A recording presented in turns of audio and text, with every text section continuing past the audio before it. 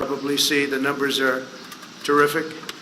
So we called some people, wished them a very happy Labor Day, and they told us how they're doing, and we really celebrate the American worker. We are in the midst of the fastest economic recovery in U.S. history.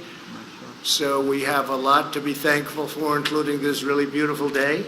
Our rise is spectacular, and we're rebounding much more quickly from the pandemic. The U.S. economy added 1.4 million jobs last month. We've added a record-setting 10.6 million jobs since May. The unemployment rate plunged, really to the surprise of many, all the way down to 8.4% in August, and that's the second largest single-month decline on record, and we have the first. We have both of them. So we have the two number one declines, decline meaning positive, not negative. We're currently witnessing the fastest labor market recovery from an economic crisis in history, world history. By contrast, Biden presided over the worst, the weakest, and the slowest economic recovery since the Great Depression. It was a long, slow slog, and it was a very small on growth and very small on every other factor that you need. It was the weakest recovery. Under my leadership, next year will be the greatest economic year in the history of our country, I project. And some people are starting to agree. We have a V shape. It's probably a super V. Under Operation Warp Speed, we've pioneered groundbreaking therapies, reducing the fatality rate 85% since April. You don't hear that from the press very often.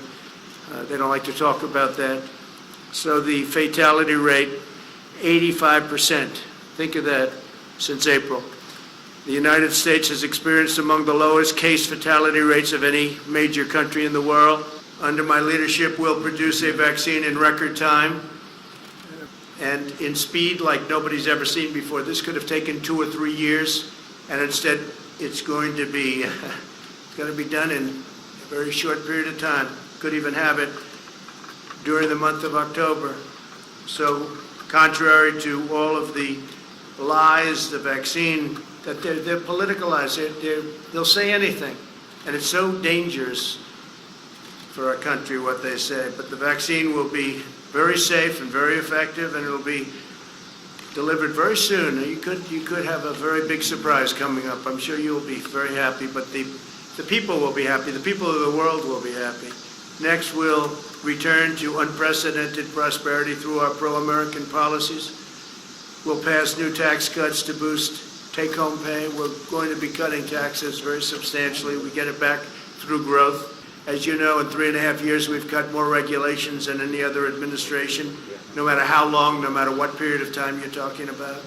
We'll enact fair trade deals, and we're working on 7 major fair trade deals right now. And when I say fair, fair to our country, because our country was ripped off by every nation. Friend, foe, didn't matter. Every nation was ripping us off at a level that it's just unbelievable, to be honest. We're going to be expanding opportunity zones, and we will keep that going. It's been a tremendous program. I want to thank Senator Scott, South Carolina, for coming up with that whole concept, because he came up with it and I liked it right away, and it's really turned out to be a tremendous thing, especially for African Americans, Hispanic Americans. We'll continue to unleash American energy. We're number one in the world, and we're totally energy independent right now, and in 2021 we'll create 10 million jobs at least in the first 10 months. Joe Biden, the radical socialist Democrats, would immediately collapse the economy. If they got in, they would collapse it. You'll have a crash the likes of which you've never seen before. Your stocks, your 401ks. Remember, it's the people that own these massive listed companies. A lot of people, rich people, not so rich people, and middle income people, and those stocks will crash like you've never seen before. The Biden plan begins with a $4 trillion tax hike, and that will end everything, including growth. There won't be growth, there'll be total contraction. Biden's also pledged to demolish the U.S. energy industry and implement the same policies causing blackouts in California. He wants to have things lit up with wind. Biden's plan for the China virus is to shut down the entire U.S. economy. He's going to totally rely on somebody to walk up, yes, sir, it's time to shut it down. He'd be laying off tens of millions of workers and causing countless deaths from suicide, substance abuse, depression, heart disease, and other very serious illnesses. Because when you do a shutdown, there's a problem on the other side. It's not just from the virus. You have a big problem with suicides, with losing your jobs, with all sorts of things. Years and years, decades, we've lost billions and billions and billions of dollars by dealing with China. We get nothing from China. They get nothing other than loss, other than giving our money, and they take that money and they build their military, and you see they're building up a powerful military. And it's very lucky that I've been building ours up, because otherwise we'd be dwarfed right now by China. It would be a terrible thing, a terrible thing. We're way ahead on the nuclear front. We've upgraded our nuclear. Hope to God we never have to use it. But we would be in a position that we are not in right now. But China's spending the money we give them to build up their military. Start thinking. They take our money and they spend it on building airplanes and building ships and building rockets and missiles. And Biden has been just a pawn for them. He's been so easy, they dream about Biden. There was a report today that they hope that Joe Biden becomes president. I wonder why. If Biden wins, China wins, because China will own this country. If Biden wins, China will own this country, and hopefully you're not going to be able to find that out. It's the most important election in our history, right now. Most important election in our history. Under my administration, we will make America into the manufacturing superpower of the world, and we'll end our reliance on China once and for all. Whether it's decoupling or putting in massive tariffs like I've been doing already, we're going to end our reliance on China, because we can't rely on China. And I don't want them building a military like they're building right now. They're using our money to build it. We'll manufacture our critical medical supplies in the United States. We'll create made-in-America tax credits and bring our jobs back from China to the United States, and we'll impose tariffs on companies that desert America to create jobs in China and other countries. If they can't do it here, then let them pay a big tax to build it someplace else and send it into our country. We'll prohibit federal contracts from companies that outsource to China, and we'll hold China accountable for allowing the virus to spread around the world. Now you can understand why China would much rather see Sleepy Joe than Donald Trump. But as long as I'm president, we will never waver in our undying loyalty to the American worker and to our country as a whole. So, happy Labor Day, everybody. Yeah, go ahead. The issue of what happened when you were in France continues to be a story. You're going to have to take that off, please. Just, you can take it off. How many feet are you away? I'll speak a lot louder. Well, if you don't take it off, you're very muffled. So if you would take it off, it would be a lot easier. I'll just speak a lot louder. Is that better? It's better, yeah. It's better. Mr. President, some people are having a hard time believing your denial of the Atlantic story because of what you said about John McCain in the past. Do you understand that? And have you asked John No, I don't understand. And have you asked John Kelly to refute that story? No, I don't understand it at all, no, because I've always been on the opposite side of John McCain. John McCain liked wars. I will be a better warrior than anybody, but when we fight a war, we're going to win them. And frankly, I was never a fan of John McCain. You know that. It's been very obvious. But I had to approve his entire funeral. I wanted him to get. He deserved a first class. You know, it all was approved by me. We sent Air Force One to pick up the casket, a lot of things. But no, I was not a fan of John McCain because he wanted the endless wars. And I didn't. I thought that the way the vets were taken care of, our great vets, was not good, not appropriate. And of course, he took the fake dirty dossier and gave it over to the FBI. So this is not somebody I'm not supposed to say, what a wonderful guy. So, you know what? I lived with him. He lived with me, but we had different philosophies. I think my philosophy is right. I think it's turned out to be right. But I wasn't a fan. But I respect people, and I respect a lot of people. That doesn't mean I necessarily have to agree with him, and I didn't agree with him on a lot of things. The story is a hoax written by a guy who's got a tremendously bad history. The magazine itself, which I don't read, but I hear it's just totally anti-Trump. He's a big Obama person. He's a big Clinton person. And he made up the story. It's a totally made-up story. In fact, I was very happy to see Zach Fuentes came out and said now I think that's number 15. And these are people that were there. That's the 15th person, General Kellogg. Everybody that was there knew what happened. And so I was happy to see that Zach came out and said it's not true. It just came out. And it's a disgrace. Who would say a thing like that? Only an animal would say a thing like that. There's nobody that has more respect for not only our military, but for people that gave their lives in the military. There's nobody, and I think John Kelly knows that. I think he would know that. I think he knows that from me. But Zach Fuentes says, worked for John. And I think they both know that. But Zach came out, as you know, today or yesterday, last night, and said very strongly that he didn't hear anything like that. Even John Bolton came out and said that was untrue. Now, what was true is that we had the worst weather. I think it was as bad a rain as I've just about ever seen. And it was a fog. You literally couldn't see. I walked out. I didn't need somebody to tell me. I walked out. I said, there's no way we can take helicopters in this. I understand helicopters very well. And they said, no, sir, that's been canceled. They would have had to go, Secret Service, I have the whole list. They would have had to go through a very, very busy section during the day of Paris. They would have had to go through the city. The Paris police were asking us, please don't do it, because they're not ready. When you do that, you need a lot of time. They take days and days and days to prepare for that. I wanted to do it very badly. I was willing to sit in the car for 2 hours, 3 hours, 4 hours. I didn't care. It didn't matter. And I had nothing else to do. I went there for that. I had nothing else to do. It was ended because of the terrible weather, and nobody was prepared to go through, in terms of Paris, the police, the military, and the Secret Service. And they came out very strongly and said, sir, we can't allow you to make this trip. If I wanted to, sir, we can't allow you from a safety standpoint.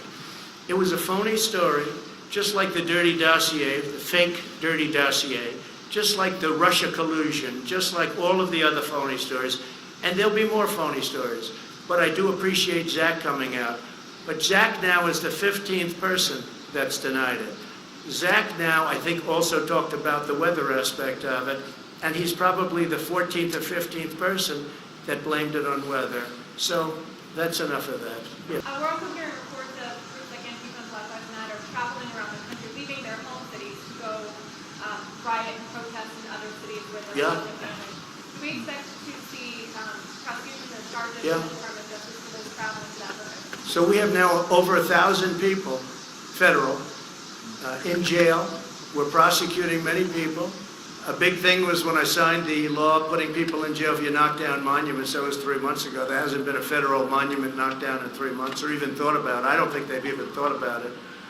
So that's had a very big impact, very big impact. But yeah, we're going around, and the nice part is you people see those people up there, they take nice pictures of everybody, so we don't even have to bother. We can use the news photos.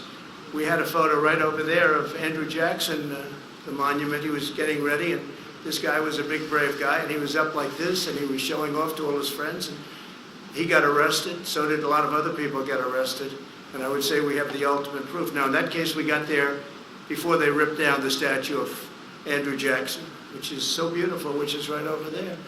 But they never got it. But right after that, I signed an order saying you go to prison for 10 years. And as soon as I signed that order, that was the end of the statues coming down. But they have other ideas. They've got plenty of ideas. They're not at want for ideas. Please, go ahead. Mr. Spun, David Spun from Fox News. Mr. President, thank you for taking my question. Sir, you talked a lot about the economy and touted the economy. 3 weeks ago in Bedminster, I asked you specifically why you have not called Democratic leadership to the White House to meet with them. If they don't want to meet, it's on them. A lot of people are criticizing you. I cover you on the weekends and stuff. I don't think they are. Why have you not met with them in person? I mean, we're in September. There's no deal. There's no hope of a deal. We're 2 months out from the election. Don't say there's no hope. Why do you say there's no hope? What do you know? What can you say? What do you know? It doesn't seem like. And let me just tell you, I know my customers. That's what I do. I know Pelosi. I know Schumer very well. They don't want to make a deal because they think it's good for politics if they don't make a deal. This has nothing to do with anything other than you have to know who you're dealing with. I do. These are people that I don't have a lot of respect. I don't think they have a lot of respect for the American people. And I know who I'm dealing with. And I don't need to meet with them to be turned down. They don't want to make a deal because they know that's good for the economy. And if they make a deal that's good for the economy, and therefore it's good for me for the election in November 3rd, and therefore they're not going to make a deal. Now, if we gave the store away, if we bailed out all of their Democrat-run cities, where we give them $1 trillion, which is the kind of money they want $1 trillion to bail out badly run Democrat cities and states, whether it's New York or Illinois or others, they want to bail them out. And we're saying, well, we're not going to pay that kind of a price in order to bail the city. We'll do something to help cities, but that's going to have to rest on its own. And why didn't you do this at the beginning? Because they could have done it at the beginning. So I know who I'm dealing with. And I'm on the phone with Mnuchin and with Meadows and with all of these people constantly, while they're there. But I also know when it's time to meet with people. I've done very well with deals, okay? That's what I do. And I know when it's time to meet. But I don't have to meet them in order to be turned down and in order for them to walk out to the sticks, which is the microphones, and give you people a false report of what just took place in the Oval Office. So they don't want to make a deal because they think that if the country does as badly as possible, even though a lot of people are being hurt, that's good for the Democrats. But David, that's a bad thing. Yeah, please go But ahead. as president, shouldn't you take the high road, sir? I am taking the high road. I'm taking the high road by not seeing them. That's the high road. Yeah. Mr. President, David. And if I thought it made a difference or would make a difference, I'd do it in a minute. Yeah, go ahead. David Jackson, USA Today. My question is about the Durham report, which you have talked about recently. You said, let's see what happens. Now, you've accused people of committing crimes against you during the Russian investigation. Yeah, President sure. Obama- They spied on my campaign, that's right. My question. They spied on my campaign, and if they were Democrats, they would have been in jail 2 years ago. They would have been in jail, literally, if this side were the Democrat side, they would have been in jail 2 years ago for 50-year terms for treason and other things. Excuse me, my question is, do you want the Justice Department to indict people over this? I'm not going to say that. I have to see the report. I haven't seen it. I don't know if that was a good thing, smart thing, I don't know. But nobody can complain about it. I have every right to have been very much involved. And maybe someday I'll get involved in it. They spied on my campaign, and that includes Biden and Obama. They spied on my campaign trying to defeat me. They wrote up a fake dossier that has proven to be totally fake, written by Christopher Steele, paid for by Hillary Clinton and the Democrats. And they used that illegally in the FISA courts. If we did what they did, you would have many people in jail right now. And you have, other than the one agent that admitted his guilt, that he forged documents, we don't have that yet. But the report hasn't been issued yet. Let's see what happens. But let me just say something. President Obama and Biden, Sleepy Joe, he knew everything that was happening. They were spying on my campaign and they got caught. Now let's see what happens. But if this were the opposite way, people would have been jailed. They would have been in jail already for a period of at least, it would have started 2 years ago, and it would have been for 50 years for treason. Because you can't do that. That's never, and nothing like that's ever happened before. Then they created, at tremendous expense, the money they paid is tremendous. I'm sure you know the money that was paid. Millions of dollars. They created a fake dossier. A fake dossier, proven to be now fake. Everyone, and they used it in the FISA courts. That's a crime. So far, I haven't seen anybody have a problem, but the report hasn't been issued yet. Let's see what happens with the Durham report. But this started at Obama. And some people would say, and some people, well, but he was the president, like, let's leave him alone. If it were me, they wouldn't be leaving me alone, I can tell you. It's a totally double standard, and it's a disgrace. And if I were a Republican senator, and if I were a Republican congressman, and we have some great ones, but we have a lot of them that don't fight the way that the other side fights. We have much better policy. We have much better things going for us, like borders and walls and immigration and no sanctuary cities, and they have a lot of bad stuff going. But they're dirty fighters. And the dirtiest fight of all is the issuance of 80 million ballots. unrequested. They're not requested. They're just sending 80 million ballots all over the country. 80 million ballots, non-requested. I call them unsolicited ballots. That's going to be the dirtiest fight of all. People are going to get ballots. They're going to say, what am I doing? And then they're going to harvest. They're going to do all the things. And if you look at the last period of 6 months, take a look at the races where they've sent ballots out. Take a look at Carolyn Maloney, whose race should be redone because she won that race totally unfairly to her opponent. Her opponent did very well against her. That race should be rerun. But they declared her the winner because they heard I found out about it. But take a look at what's happened in New Jersey and in Virginia and different places. It's a disgrace. That'll be a beauty. In the back. Hi. Just based on some of your recent tweets, sir, do you You sound so clear as opposed to everybody else where they refuse. your tweets about the 1619 Yeah. project? Why do you object to that being taught in schools, and do you object to slavery itself being taught in schools? Yeah, so no, I want everybody to know everything they can about our history. I'm not a believer in cancel culture, the good and the bad. If you don't study the bad, it could happen again. So I do want that subject studied very, very carefully and very accurately. But we grew up with a certain history, and now they're trying to change our history, revisionist history. That's why they want to take down our monuments. That's why they want to take down our statues. I saw something the other day which was absolutely horrendous. Washington Monument, they want to rename it. The D.C. committee, but the D.C. committee is all Democrats. Abraham Lincoln, Thomas Jefferson. I mean, we're talking about, this is the big stuff now. This is the big stuff. And they want to rename it. They want to redesignate it. They want to take some down. No, we don't do that. Never going to happen with me, I guarantee you that. Well, I want to thank you all, and I just want to wish you a very happy Labor Day, and we're having tremendous success, whether it's on the vaccines, whether it's on the pandemic, the plague that came in from China that China should have never let happen, because I will never feel the same about China. And I just want to, again, wish you a happy Labor Day. Thank you very much.